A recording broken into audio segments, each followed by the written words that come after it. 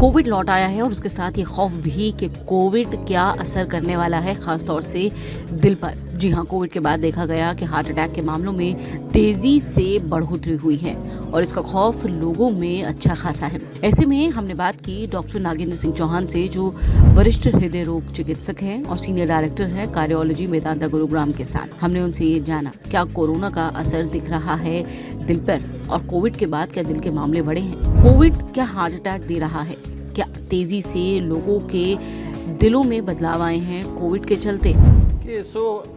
As a general public हमें समझना जरूरी है कि कोविड एक जो वायरस है, हमें इसको मानते थे कि लंग डिजीज़ का वायरस है। Actually what it is causing is कि हार्ट की जो ब्लड वेसल्स जिनको हम धमनियाँ बोलते हैं उनमें जाके इफेक्ट करता है, वहाँ पे सूजन पैदा करता है, वहाँ ब्लड क्लॉट बनाता है। And that is the main reason कि धमनियाँ हर जगह होती हैं, लंग में होती है तो लंग में क्लॉट बन जाता है, हार्ट में होती है तो हार्ट में क्लॉट बनता है। But we have to understand कि ये सभी में नहीं हो रहा है। बाकी जनरली माइल्ड रिएक्शन है, कुछ पेशेंट में काफ़ी सीवियर होता है। Definitely delta variant was more toxic, उससे ज़्यादा पेशेंट में सीरियसनेस आई थी। अगर हम एक स्टडी को कंपेयर करें तो उन्होंने कंपेयर किया है covid patients versus non covid patients को। That was around 10,000 covid patients versus 2 lakh non covid patients. And they have found कि नॉर्मल पॉपुलेशन में अगर 1 to 4% रिस्क है, 1.4% रिस्क है हार्ट अटैक होने का, तो कोविड पेशेंट्स में ऑलमोस्ट 4 to 8 टाइम्स देखा गया हार्ट अटैक होने का रिस्क। अगर हम इसको प्रॉपरली मैच करें उन पेशेंट से जिनको कोविड हुआ था, उसी तरह के पेशेंट हम जनरल पॉपुलेशन में मिलें तो रिस्क ऑलमोस्ट बढ़ के 16% हो गया है। बट इट डजंट मीन कि हर एक को हो रहा है। 100 में से 6-7 पेशेंट ही ऐसे होंगे जिनको हार्ट अफेक्ट होगा और उनमें से कुछ 3-4% ही ऐसे होंगे जो उनको सीवियर अफेक्ट होगा। बट हम जनरल पॉपुलेशन से कंपेयर करें जहाँ रिस्क 1% है तो ऑलमोस्ट 3 या 4 गुना हो गया है। तो डेफिनेटली रिस्क बढ़ गया है डेल्टा से और ओमिक्रॉन से। डेल्टा से रिस्क अगर हम माने 7 से 8% था, तो ओमिक्रॉन जो आजकल कॉमनली वेरिएंट है, तो ओमिक्रॉन के वेरिएंट आते जा रहे हैं। एक्चुअली कोविड के वेरिएंट्स इतने ज़्यादा हैं, you can't even count them. Every day there is a new variant because Covid is a very smart virus. तो ये अपने आप को इजीली चेंज करता रहता है to evade the immune response, जो हमारी बॉडी का इम्यून है, कि जो वैक्सीन बनी है जिससे बॉडी इम्यूनिटी आई थी। तो vaccines are not fully effective but they are effective in terms of controlling की बहुत सीवियर डिजीज़ ना हो। तो काफ़ी सारे स्टडीज़ में ये पाया गया, इवन इंडिया में एक स्टडी हुई थी उसमें ये पाया गया कि अगर हमें वैक्सीन लगती है तो हमें हार्ट अटैक होने के या डेथ होने के चांसेस ऑलमोस्ट 4 टाइम्स कम हो जाते हैं। क्या हमारा लाइफस्टाइल भी इसके पीछे जिम्मेदार है दिल की खराब सेहत के लिए? देखिए, हमें कोविड को समझना पड़ेगा, कोविड कैसे फैलता है। तो हार्ट पेशेंट ज़्यादातर वही हुए हैं जिनको बहुत सीवियर कोविड हुआ है। तो अपने आप को सीवियर कोविड से बचाना है। तो सीवियर कोविड से बचाने का मतलब हमें सीवियर वायरल लोड नहीं मिलना चाहिए। हल्का फुल्का मिलेगा, हल्का इन्फेक्शन होकर ठीक हो जाएगा। सो जितने प्रिकॉशंस पहले हम कहते थे कि हमें हैंड वॉशिंग करना है, मास्क लगाना है इन पब्लिक प्लेसेस जहाँ भीड़ बहुत ज़्यादा है, तो that is very important. If you are exposing some person जिसको कोविड हुआ है तो आपको रिस्क बहुत ज़्यादा हो जाता है। प्लस आपको समझना जरूरी कि यू आर यंग, आपकी इम्यूनिटी अच्छी है, बट आपके घर में ऐसे लोग हो सकते हैं जिनको रिस्क ज़्यादा है। तो आपको इन्फेक्शन को अपने घर लेके नहीं जाना है जिससे कि वो लोग अफेक्ट ना हो जाएं जो आपके लाउड वंस हैं जिनको बहुत रिस्क है सीवियर कोविड होने का। सो जो भी पेशेंट हाई रिस्क हैं, जैसे आपको डायबिटीज़ है, ओबेसिटी है, प्रीवियस हार्ट डिजीज़ है, ब्लड प्रेशर है, इन पेशेंट्स को कोविड ज़्यादा होता है। अभी एक नई स्टडी और आई थी जो ये कहती है कि जिनका ब्लड ग्रुप ए बी या ए बी है उनको कोविड होने के चांस ऑलमोस्ट 4 टाइम्स है as compared to blood group O. So ये एक बिल्कुल नई फाइंडिंग है which is quite significant now कि ऐसे पेशेंट जिनको रिस्क ज़्यादा है उन्हें प्रिकॉशन ज़्यादा लेना है। I can tell you the best bet is vaccine. So जिन्होंने वैक्सीन लगाई हुई है उन लोगों को बॉडी में इम्यूनिटी है, so that is the best thing. जिन्होंने नहीं लगाई है दे कैन थिंक ऑफ कि अगर उन्हें हाई रिस्क फैक्टर है तो उन्हें वैक्सीन के बारे में सोचना चाहिए। ऑल्दो हमारी गवर्नमेंट ने अभी तक ये रिकमेंड नहीं किया है कि अब हमें किसी और बूस्टर की ज़रूरत है। मेन रीज़न उसका यही है कि जो वैक्सीन बनी थी वो पुराने वायरस के अगेंस्ट बनी थी। अब जो वायरस है वो काफ़ी चेंज हो गया है तो इसमें वो इतनी इफेक्टिव नहीं है। बट ऑलमोस्ट इंडिया में सभी लोगों को आई थिंक कोविड हुआ होगा। हम लोग कहते हैं कि अभी तक 8 करोड़ लोगों को वर्ल्ड में कोविड हो चुका है, लेकिन ये प्रूवन डाटा है। एक्चुअल में शायद हम सभी को एक बार एक्सपोज हो चुका है तो हम सभी में कुछ इम्यूनिटी तो आ ही गई है। तो अगर हम प्रिकॉशन लेंगे, अपनी बॉडी को फिट रखेंगे, अपनी हार्ट हेल्थ को फिट रखेंगे, अपनी मेडिसिन रेगुलर लेते रहेंगे, ब्लड प्रेशर कंट्रोल रखेंगे, शुगर कंट्रोल रखेंगे, तो इसका कोविड होने का चांस काफ़ी कम हो जाता है। तो मेन चीज़ है अपने आप को प्रोटेक्ट करना, स्पेशली उन लोगों को जिनको हार्ट अटैक का रिस्क ज़्यादा है, उन लोगों को ज़्यादा ध्यान रखना चाहिए। आखिर दिल को मजबूत कैसे रखें, प्रिवेंशन के तरीके क्या हैं? सो हार्ट डिजीज़ के बारे में हमें समझना ये है कि पहले हमें ये समझना है कि हम इससे बचने के लिए क्या क्या कर सकते हैं और इसके लिए क्या क्या इम्पॉर्टेंट चीज़ें हम आगे जाके कर सकते हैं। तो सबसे ज़्यादा ज़रूरी है knowledge and awareness about heart disease. हम लोगों को अपना मोबाइल नंबर पता है, अपना गाड़ी नंबर पता है, लेकिन हमें अपनी बॉडी के हेल्थ के बारे में कुछ नहीं पता है। तो we always say that we should know our body numbers. Most important is we should know कि हमारी पल्स रेट कितनी है, जो हमारी धड़कन होती है हार्ट की। तो नॉर्मल हार्ट की धड़कन 60 से 100 के बीच में रहती है। अगर आपकी बहुत ज़्यादा स्लो है या बहुत ज़्यादा fast, it is not good. आपका ब्लड प्रेशर कितना कंट्रोल है, that is also very important. तो नॉर्मल ब्लड प्रेशर हम रेंज मानते हैं, any blood pressure which is less than 120/80 is now considered normal.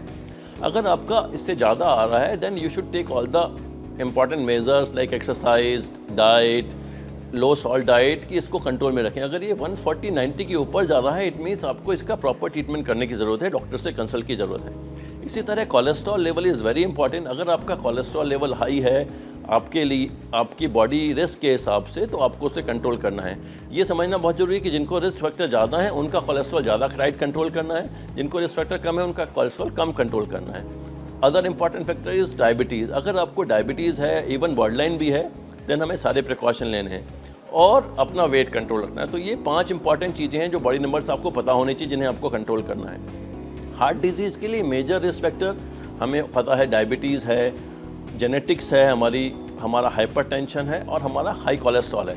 But इसके अलावा बहुत सारे नॉर्मल रिस्क फैक्टर्स हैं जो हमारे एक्सरसाइज, डाइट, स्मोकिंग या हमारे यू कैन से कि सोशल बिहेवियर पे डिपेंड करते हैं। So it is very important कि उसको हम इम्प्रूव करें। जैसे इंडिया में हम लोग बहुत मसाला भून के खाते हैं, तो एनी ऑयल जिसको हम बहुत ज़्यादा हाई हीट पे बहुत ज़्यादा देर तक पकाते हैं, that converts into trans fat and that causes problem. So आजकल हम कहते हैं diet is not that important but this trans fat is important. So हमें ट्रांस फैट को अवॉइड करना है। तो कोई भी चीज़, ऑयल जो बार बार हीट किया जाता है, उसमें बना हुआ कुछ खाना नहीं खाना है, ऑयल को बहुत ज़्यादा गर्म नहीं करना है। हमें गुड एक्सरसाइज हैबिट रखनी है, कम से कम हाफ एन आवर डेली सभी को वॉक करना चाहिए। स्मोकिंग डेफिनेटली सभी को अवॉइड करना चाहिए, not even one smoke is good, even passive smoking is bad. So अगर कोई स्मोक कर रहा है उसके पास है तब भी आपको हार्म हो सकता है। तो ये इंपॉर्टेंट चीज़ें हैं जो सभी को फॉलो करनी चाहिए, जिससे कि हम अपने आप को बचा सकते हैं। आई थिंक ज़्यादा इंपॉर्टेंट आजकल ये है कि हमें ये समझना कि जैसे आपने पूछा कार्डियक रिहैबिलिटेशन के लिए, तो अगर किसी को हार्ट अटैक हो गया है या हार्ट प्रॉब्लम हो गई है, तो सबसे पहले ज़रूरी है कि he has to be aware कि कब उसको हॉस्पिटल जाना है, कब उसे डॉक्टर की सलाह लेनी है। प्लस उसके लव्ड वंस को ये पता होना चाहिए कि किस कंडीशन में पेशेंट के साथ हमें कैसा बिहेव करना है। हमने बहुत सारे पेशेंट ऐसे देखे हैं कि पेशेंट का घर पे कार्डियक अरेस्ट हो गया, वो उसको उठा के एम्बुलेंस अपनी कार में लेके हॉस्पिटल आ गए, आने में आधा घंटा लगा, तब तक पेशेंट का ब्रेन डेड हो चुका है। तो ये बहुत ज़्यादा ज़रूरी है कि स्कूल लेवल पे बच्चों में अवेयरनेस की जाए कि how to give a basic cardiac support to patient. तो वी कॉल इट BLS और बेसिक लाइफ सपोर्ट और CPR। हमारा ये मानना है कि अगर हम स्कूल में सिखा दें बच्चों को तो बहुत फ़ायदा है, बट जिनके घरों में ऐसे पेशेंट्स हैं उनकी फैमिली को तो ये पता होना ही होना चाहिए कि हमें बेसिक CPR कैसे करना है। और पेशेंट को उठा के लेके आने का कोई पॉइंट नहीं है, आप CPR घर पे करिए और एम्बुलेंस को बुलाइए। तब तक एम्बुलेंस आएगी तो एटलीस्ट ये देखा गया है स्टडीज़ में कि अगर हम ये मेज़र करते हैं तो हम डेथ रेट्स को ऑलमोस्ट हाफ कर सकते हैं। जो हम ये मानते हैं कि जिनको भी घर पे या बाहर रोड पे अरेस्ट होता है, उनमें से 2 से 10% लोग ही बच पाते हैं। तो अगर हम ये CPR जो एक बहुत सिंपल चीज़ें कर देंगे तो हम इसको डबल कर सकते हैं। 20% मीन 10% राइज इन सर्वाइवल। हम जितनी भी दवाएं, जितना डिस्कशन करते हैं, उन सब में हम जो स्टडी में प्रूव करते हैं कि 2% या 3% मॉर्टिलिटी बेनिफिट हुआ है। तो अगर ये एक छोटा सा काम कर देंगे तो इससे सबसे ज़्यादा फ़ायदा लोगों को होगा। अक्सर लोग गैस के दर्द और हार्ट अटैक के दर्द में फ़र्क नहीं समझ पाते, इसे कैसे समझा जाए? ये आजकल बहुत इंपॉर्टेंट है। हम लोगों के पास बहुत सारे पेशेंट ऐसे आ रहे हैं जो किसी भी दर्द को एक पॉइंट हो गया दर्द, तो कि क्योंकि इतना सोशल मीडिया में चल रहा है, किसी को डेथ हो गई, किसी को कुछ हो गया, तो हर आदमी एक फियर में है कि कहीं मुझे हार्ट अटैक तो नहीं हो रहा है। सो किसी भी तरह का जो डिस्कम्फर्ट होता है वो हार्ट समझ के घबरा जाता है। और जिनको रियल हो रहा होता है वो डिनाइड स्थिति में होते हैं कि नहीं हमें तो हार्ट अटैक नहीं होगा, और वो उसको डिले कर देते हैं। तो हमें ये समझना है कि हार्ट का दर्द होता कैसा है। सो सबसे पहले समझना है कि हार्ट का दर्द जो होता है, जनरली स्पीकिंग अगर हम ब्रॉड टर्म में बात करें, तो कभी भी पिन पॉइंट नहीं होता कि एक पॉइंट पे नहीं होगा कि कभी यहाँ हुआ, कभी यहाँ हुआ, कभी यहाँ हुआ। वो पूरे चेस्ट में होगा। ऐसा लगेगा कि कुछ भारी वजन पड़ा हुआ है, घुटन हो रही है, सांस ठीक से नहीं आ रहा है, और ये दर्द अम्बलाइकस से लेके लोअर जॉ तक कहीं भी जा सकता है। दोनों कंधों में जा सकता है, पीठ में जा सकता है, ऐसा नहीं है कि लेफ्ट साइड में ही होगा। जनरली हार्ट का दर्द तेज चलने से या चलने से बढ़ेगा और रेस्ट से ठीक हो जाएगा। बट ये कॉमन जो क्लासिकल पेन है ये केवल 70-80% पेशेंट में ही होता है। 30% पेशेंट में काफ़ी एटिपिकल सिम्टम हो सकते हैं, जैसे बहुत ज़्यादा गैस बनना, बहुत ज़्यादा बर्पिंग होना, बैक साइड में पेन होना। तो ये 100% कंफर्म करना कि ये गैस का दर्द है या हार्ट का दर्द है समटाइम डॉक्टर्स के लिए भी मुश्किल होता है। तो समझना ये है कि जो लोग रिस्क फैक्टर्स के साथ जी रहे हैं, जिनको डायबिटीज़ है, जिनको फैमिली हिस्ट्री है, जिनको कोलेस्ट्रॉल बढ़ा हुआ है, जो स्मोक करते हैं, जो एक्टिविटी नहीं करते हैं, अगर उनको इस तरह के सिम्टम जो पहले नहीं होते थे वो अब हो रहे हैं और स्पेशली एक्सर्शन से बढ़ रहे हैं और रेस्ट से कम हो रहे हैं, then they should be very cautious. जो दर्द चलने फिरने काम करने से गायब हो जा रहा है और जब खाली बैठे हैं वो हो रहा है, जनरली वो हार्ट का नहीं होता है। But to rule out 100%, specially in high risk patient like diabetes patient में समटाइम्स साइलेंट हार्ट अटैक भी हो जाता है। सो अगर आपको सिम्टम हो रहे हैं तो इट्स ऑलवेज बेटर कि एक किसी डॉक्टर को कंसल्ट करें, एक सिंपल सा ईसीजी करा लें।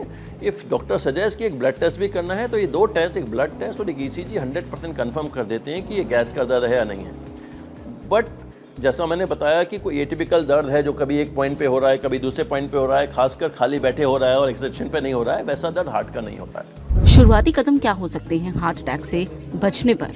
ये समझना बहुत ज़रूरी है कि अगर आपके घर में या आपकी फैमिली में पेशेंट है जिनको हार्ट प्रॉब्लम डायग्नोज हो चुकी है या जिनको हार्ट अटैक होने का रिस्क काफ़ी ज़्यादा है, उस केसेस में हम लोग रिकमेंड करते हैं कि आप मेडिसिन को रखें। जैसे एक कॉमनली दवाई बोली जाती है सॉर्बिट्रेट या नाइट्रेट दवाई होती है, वो दवाई सिर्फ उन पेशेंट्स के लिए होती है जिनको नॉन हार्ट डिजीज़ है, जिनको चलने पे चेस्ट पेन होता है, जिनको पता है कि उनको एंजाइना है और उनका ट्रीटमेंट चल रहा है। तो हम उनको बोलते हैं कि भाई अपने पास अभी दवा रखिए कि जब भी आपको कभी हल्का फुल्का पेन हो, एक दवा अपनी जीभ के नीचे रखें और 5 मिनट वेट करें। खासकर उस टाइम पे लेट जाएं, बिकॉज दवा से बीपी भी कम होता है। अगर 5 मिनट दर्द ठीक नहीं होता है तो एक दवा और लें, एक गोली, और 10 मिनट ठीक नहीं होता है तो हॉस्पिटल चले जाएँ। दिस इज़ फॉर पेशेंट जिनको ऑलरेडी प्रूवन हार्ट डिजीज़ है और उनको पता है कि हार्ट का दर्द कैसा होता है। एक और दर्द होता है जो हार्ट अटैक का दर्द होता है, जो मेजर हार्ट अटैक होता है, जिसमें कि दर्द ठीक नहीं होता है। उस केसेस में हम लोग रिकमेंड करते हैं कि डिस्प्रिन की टैबलेट, एस्प्रिन की नहीं, डिस्प्रिन की टैबलेट को घोल के पी लिया जाए, जिससे कि खून थोड़ा पतला रहे। तो प्रॉब्लम सारी ये है कि अगर आपको गैस का दर्द है या गैस फील हो रही है, उस टाइम पे अगर हम डिस्प्रिन देते हैं तो वो एसिडिटी कर सकती है। तो ये रिकमेंड करना टू ए जनरल पॉपुलेशन की सभी को जब भी अनईजी लगे डिस्प्रिन घोल के पी जाए, not a very good idea. But definitely जिनके घर में रिस्क फैक्टर ज़्यादा हैं, फैमिली मेम्बर ऐसे हैं जिनको हार्ट अटैक हो सकता है, उनको एक डिस्प्रिन की गोली जरूर रखनी चाहिए। और ऐसा दर्द है जो ठीक नहीं हो रहा है तो डिस्प्रिन की गोली घोल के पिला देनी चाहिए। That is the most important thing, because Sorbitrate heart attack को और डेथ को प्रिवेंट नहीं करेगी, वो सिर्फ एंजाइना को कम करेगी। अगर हार्ट अटैक है तो डिस्प्रिन ज़्यादा काम करेगी। देखिए, इस चीज़ में हमें समझना है ज़रूरी से, मैंने पहले भी डिस्कस किया था कि हम लोग if you go to the genetic background, God ने हमारी बॉडी के जीन्स को ऐसा बनाया है कि जब भी हम कुछ खाएंगे तो जो भी हम एक्स्ट्रा लेंगे उसको बॉडी फैट में स्टोर करके स्टोर कर देगा। एंड हमारी जेनेटिक्स थोड़ी इसी तरह की है कि हमारे जीन इसको थोड़ा ज़्यादा एक्टिवली इवॉल्व करते हैं। इसीलिए हमारे यहाँ पे हम कहते हैं इंडिया को diabetes capital, heart disease capital, because हम लोगों के यहाँ पे genetically we are predisposed to heart disease and diabetes and blood pressure. तो पूरी दुनिया का ऑलमोस्ट 50% ब्लड प्रेशर पॉपुलेशन और डायबिटीज पॉपुलेशन इंडिया में रहता है। तो प्रॉब्लम ये है कि अगर आपको रिस्क फैक्टर ज़्यादा है देन हार्ट अटैक होने का चांस ज़्यादा है। उसके ऊपर जो हमारा सोशल और कल्चरल थिंग्स हैं, दैट इज़ वेरी इंपॉर्टेंट कि हम लोग, जो मैंने पहले भी बताया कि जो खाना यूज़ करते हैं, जो मसाले को भुना जाता है, जो ऑयल को पकाया जाता है, अगर हम उसको बहुत ज़्यादा देर तक हाई हीट पे पकाएं तो वो डेंजरस होता है। तो रूटीन खाना जो आजकल बनता है दैट इज़ नॉट डेंजरस। अब हम सबको कहते थे कि ऑयल कम खाना है, घी कम खाना है, बटर कम खाना है। अब हम वो सब नहीं बोलते हैं। अब हम सिर्फ ये बोलते हैं कि स्पेशली बाज़ार का तला हुआ, बिकॉज जो वेंडर है, बाज़ार वाला है, वो कभी भी ऑयल को फेंकता नहीं है, वो उसी को रीहीट करता जाएगा, तो उसके अंदर ट्रांस फैट बनने का रिस्क सबसे ज़्यादा होता है। देखिए, अगेन ज़्यादा important risk factor diabetes, hypertension, inactivity, smoking, lack of exercise and stress हैं बजाय कि डाइट के। But diet is also important risk factor. So अगर वो अपनी हेल्थ को मेंटेन कर रहे हैं, जैसे they are conscious about their health, वो वॉक कर रहे हैं, एक्सरसाइज कर रहे हैं, and if they can control कि वेट नहीं बढ़ रहा है, तो जनरली बहुत बड़ा रिस्क नहीं है जब तक कि वो डेली यही फूड नहीं खा रहे हैं। कभी कभार खाना इज़ नॉट डेंजरस, बिकॉज अगर if you can control your weight then sometimes it is acceptable. But if you are dependent totally on this and daily आप जंक फूड खा रहे हैं, डेली ट्रांस फैट खा रहे हैं, it's not a very good idea. सबसे बड़ा तरीका यही है कि अगर आप शुरुआत में ये जान जाएं कि क्या आपके दिल में कुछ बदलाव आ रहे हैं। इसके लिए कुछ रूटीन टेस्ट बेहद ज़रूरी हैं, कुछ ब्लड टेस्ट जैसा कि डॉक्टर नागेंद्र ने बताया, और उसके साथ ही अपनी ज़िंदगी में भी कुछ बदलाव लाने होंगे जिसे लाइफस्टाइल चेंजेस का नाम देते हैं। अगर आप इन तमाम चीज़ों का ध्यान रखते हैं तब आपका दिल आपका साथ नहीं छोड़ेगा। ये वीडियो आपको कैसा लगा ज़रूर बताएं कमेंट बॉक्स में। आप और किस विषय पर बात करना चाहते हैं, किसी डॉक्टर से, एक्सपर्ट से, ये भी बताएं। तब तक के लिए सब्सक्राइब कीजिए आज तक डिजिटल।